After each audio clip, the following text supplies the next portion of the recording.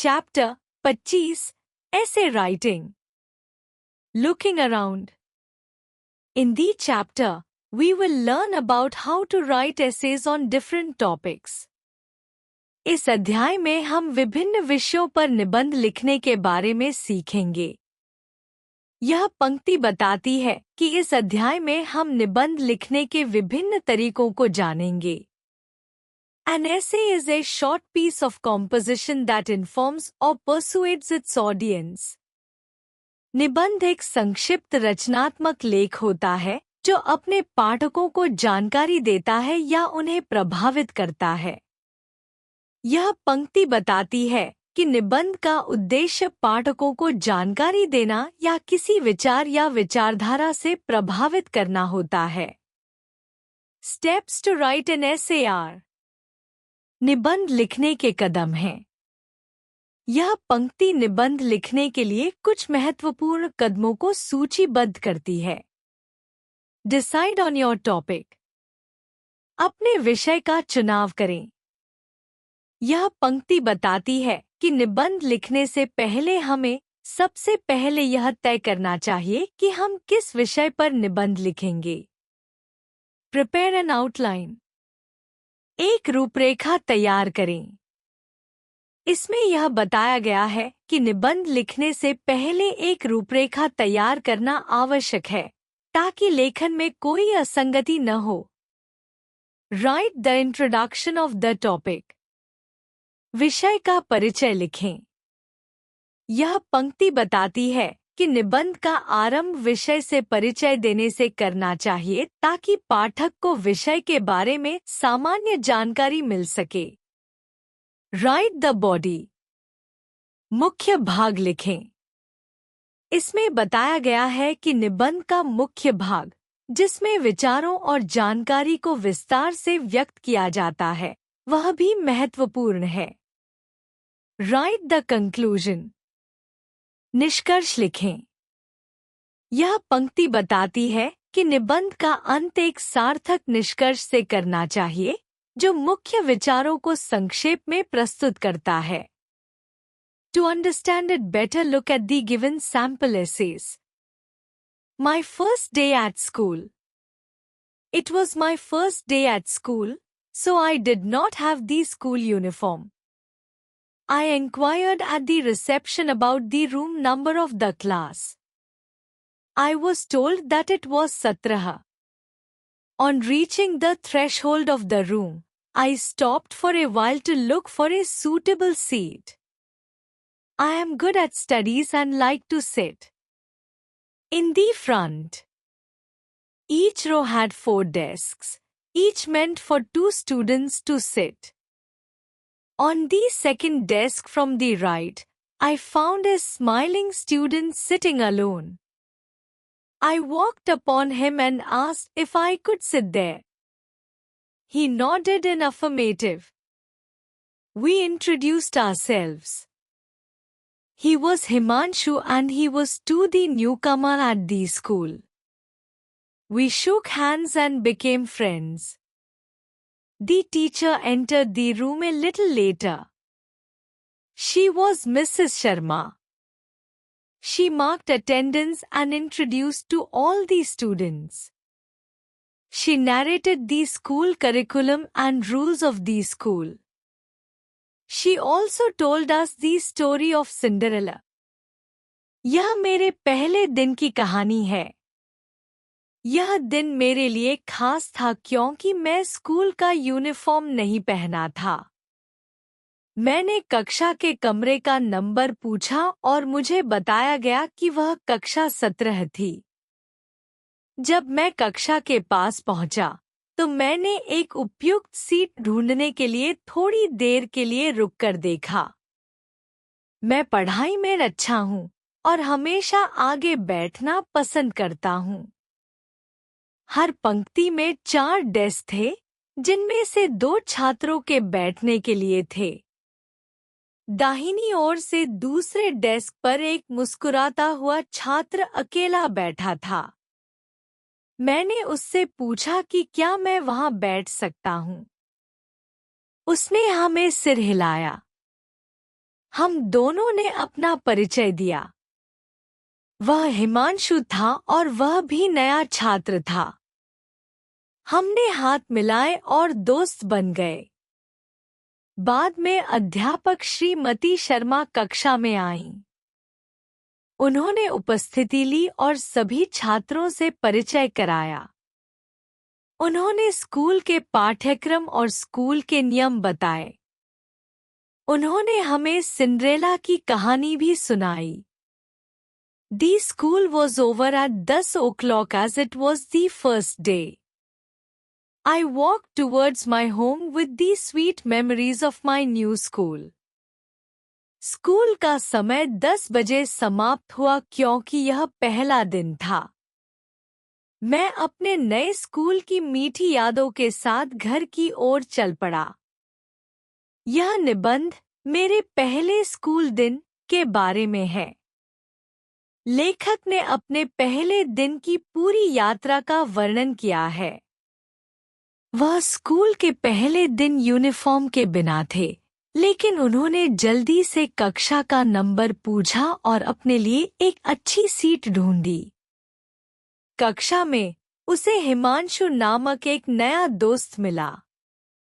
दोनों ने एक दूसरे से परिचय किया और दोस्त बन गए। अध्यापिका श्रीमती शर्मा ने छात्रों से परिचय कराया और स्कूल के बारे में जानकारी दी। उन्होंने सिंड्रेला की कहानी भी सुनाई। दिन का अंत बहुत अच्छा था और लेखक अपने घर लौटते हुए पहले दिन की यादों को संजोकर चल रहा था।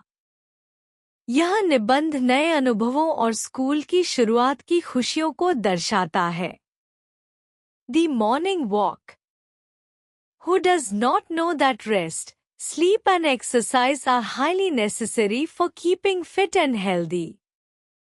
We also know that walking is one of the best and easiest ways of keeping ourselves healthy. कौन नहीं जानता कि आराम, नींद और व्यायाम हमारे शरीर को फिट और स्वस्थ रखने के लिए अत्यंत आवश्यक हैं। हम यह भी जानते हैं कि चलना खुद को स्वस्थ रखने का एक बेहतरीन और आसान तरीका है। So, I have a walk regularly early in the morning every day along with my friends. I get up early, i.e., at daybreak. I wear my shorts and shoes and go out for my morning walk. My friends, Navit and Vasu, go with me. Our dog, Boxer, is also with us. इसलिए मैं हर रोज सुबह जल्दी अपने दोस्तों के साथ नियमित रूप से घूमने जाता हूँ। मैं सुबह जल्दी उठता हूँ, यानी सुबह की पहली किरण के साथ। मैं अपने शॉर्ट्स और जूते पहनकर सुबह की सैर के लिए बाहर जाता हूँ। मेरे दोस्त नवित और वसु मेरे साथ जाते हैं। हमारा कुत्ता बॉक्सर भी हमारे साथ होता है। We go out of the town and enter the open area with green fields all around. Birds chirp sweet songs and the fresh morning breeze cheers the mind. The soothing touch of the air makes the body fresh. Drops of dew on the blades of grass and leaves of small plants look like pearls. The farmers are on their way to their fields with their oxen. हम शहर से बाहर निकलकर एक खुले इलाके में जाते हैं, जहाँ चारों ओर हरे भरे खेत हैं। पक्षी मीठी आवाजों में चहकते हैं और ताजगी से भरी सुबह की हवा मन को प्रसन्न करती है। हवा का शीतल स्पर्श शरीर को ताजगी से भर देता है। घास की पत्तियों और छोटे पौधों के पत्तों पर ओस की बूंदें मोती जैसी चमकती हैं। किसान अपने बैल लेकर खेतों की ओर जा रहे होते हैं। Soon we reach the canal. It is about sunrise. It is very pleasant and refreshing. The golden rays of the sun lend color to the water of the canal. We have a long walk by the side of the canal. जल्द ही हम नहर तक पहुंचते हैं। सूर्योदय का समय है। यह बहुत ही मनमोहक और ताजगी से भरपूर होता है। सूरज की सुनहरी किरणें नहर के पानी को रंगीन बना देती हैं। हम नहर के किनारे एक लंबी सैर करते हैं। It is now time to come back. So, we turn back and walk briskly to our homes. Reaching home, I have my bath and get ready for school. अब घर लौटने का समय हो जाता है। इसलिए हम वापस मुड़ते हैं और तेजी से घर की ओर चलते हैं। घर पहुंचकर मैं नहाता हूं और स्कूल के लिए तैयार हो जाता हूं। यह निबंध लेखक की सुबह की सैर के बारे में है। लेखक रोज सुबह जल्दी उठकर अपने दोस्तों और कुत्ते के साथ सैर पर जाता है। वह सुबह के ताजगी से भरे वातावरण का आनंद लेता है, जिसमें हरे भरे खेत, पक्षियों की चहचहाहट और रोज की बूंदें शामिल हैं। वह नहर के किनारे सैर करता है, सूर्योदय का दृश्य देखता है और फिर घर वापस लौटता है।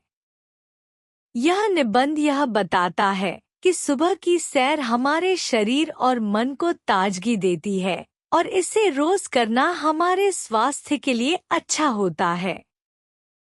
Save trees, save earth. Mother Earth has given us many gifts. One of them is trees. Trees are very important to us.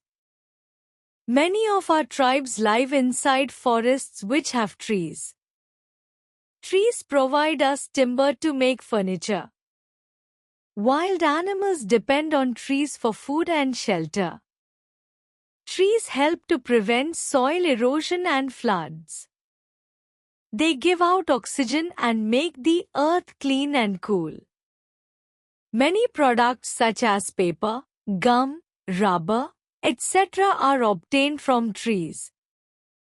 Trees reduce pollution and increase rain. Birds make their nests on trees. So friends, save trees by not cutting them and make them happy. माँ पृथ्वी ने हमें कई उपहार दिए हैं। उनमें से एक है पेड़। पेड़ हमारे लिए बहुत महत्वपूर्ण हैं। हमारे कई जनजातियां जंगलों में रहती हैं, जहां पेड़ होते हैं।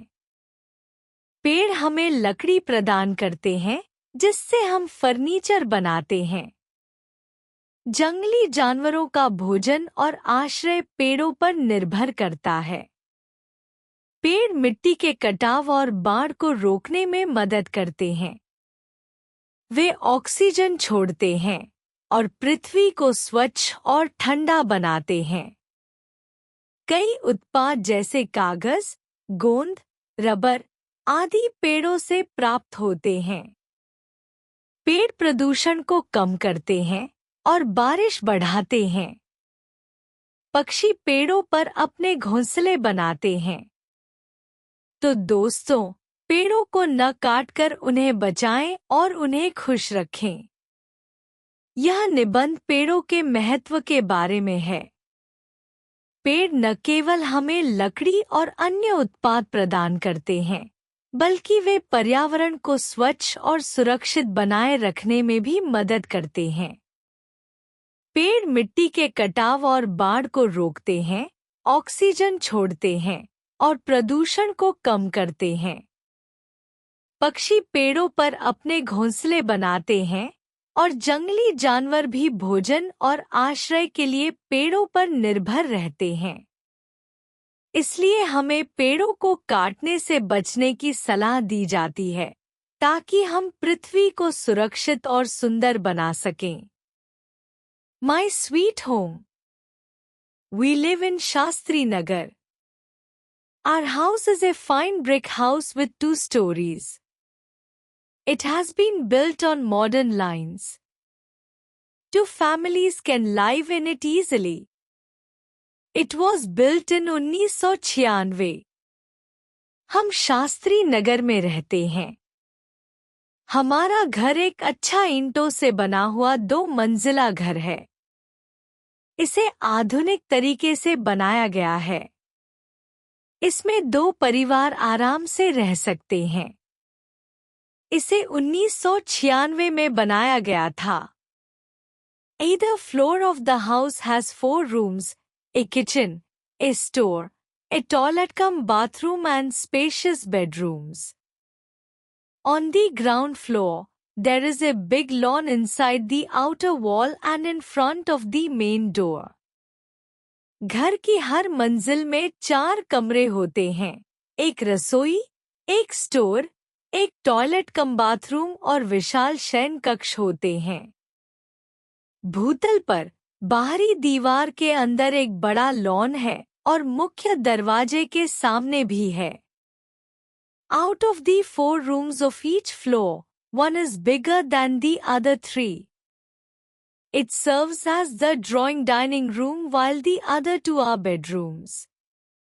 The 4th room is a study room where I study and do my homework. This room has a chair and a table for me. हर मंजिल के 4 कमरों में से एक बाकी 3 से बड़ा है।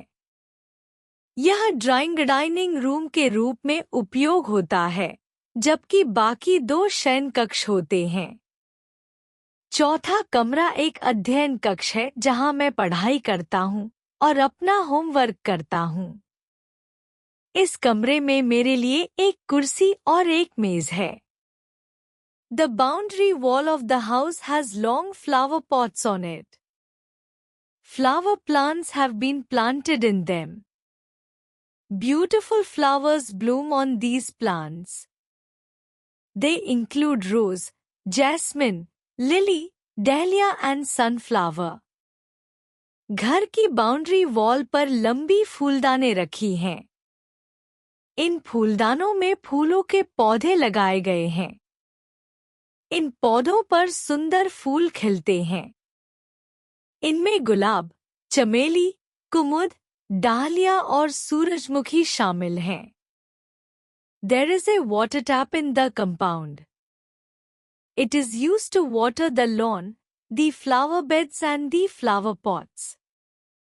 Our servant, Bahadur, keeps the house neat and clean.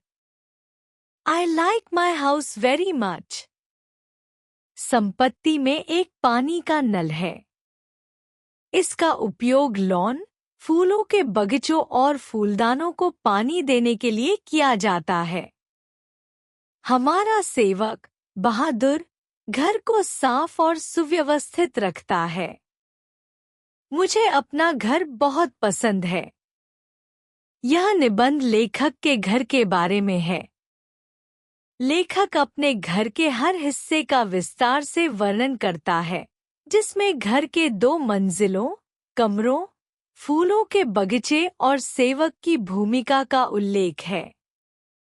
यह निबंध यह दर्शाता है कि लेखक अपने घर को बहुत पसंद करता है और घर में उसके लिए सारी सुविधाएं उपलब्ध हैं, जैसे अध्ययन कक्ष, रसोई, लॉन और सुंदर फूलों के पौधे। यह निबंध घर की सफाई और अच्छे रखरखाव के महत्व को भी उजागर करता है और साथ ही यह दिखाता है कि एक व्यवस्थित और आरामदायक घर हमारे जीवन में सुख और संतोष प्रदान करता है। The computer. A computer is an electronic device which processes data and gives correct information. It is a machine which helps us in various mental works. Today, it has become the most important and most useful machine in the world. Human beings depend much on the computer. It has made our life faster, easier and more comfortable than before. We are completely dependent on it. Computer एक electronic उपकरण है जो data को process करता है और सही जानकारी प्रदान करता है। यह एक मशीन है जो हमें विभिन्न मानसिक कार्यों में मदद करती है। आज यह दुनिया में सबसे महत्वपूर्ण और सबसे उपयोगी मशीन बन चुकी है। मानव जाति बहुत हद तक कंप्यूटर पर निर्भर है। इसने हमारे जीवन को पहले से कहीं अधिक तेज, आसान और आरामदायक बना दिया है। हम पूरी तरह से इस पर निर्भर हैं। A computer has many parts. The keyboard, the mouse, the CPU and the monitor are some of the important parts of a computer. Like a human being, a computer has a memory, but it is much smaller than the human memory. Computer के कई भाग होते हैं। Keyboard, mouse, CPU और monitor computer के कुछ महत्वपूर्ण भाग हैं। एक मानव की तरह एक कंप्यूटर की भी याददाश्त होती है, लेकिन यह मानव की याददाश्त से बहुत छोटी होती है। Although it is a very smart machine, the computer does not have a brain and it cannot think like human beings. हालांकि यह एक बहुत स्मार्ट मशीन है, कंप्यूटर में मस्तिष्क नहीं होता और यह मानवों की तरह सोच नहीं सकता। यह निबंध कंप्यूटर के महत्व और इसके कार्यों के बारे में है। इसमें बताया गया है कि कंप्यूटर एक इलेक्ट्रॉनिक डिवाइस है जो डेटा प्रोसेस करता है और सही जानकारी प्रदान करता है। यह हमारे मानसिक कार्यों में मदद करता है और हमारे जीवन को तेज और आरामदायक बनाता है। कंप्यूटर के मुख्य भाग जैसे कीबोर्ड, माउस, सीपीयू और मॉनिटर हैं। हालांकि कंप्यूटर के पास मानव जैसी याददाश्त होती है, लेकिन यह मानव मस्तिष्क जैसा नहीं होता और यह सोचने की क्षमता नहीं रखता है। यह निबंध कंप्यूटर की उपयोगिता और इसकी सीमाओं को दर्शाता है।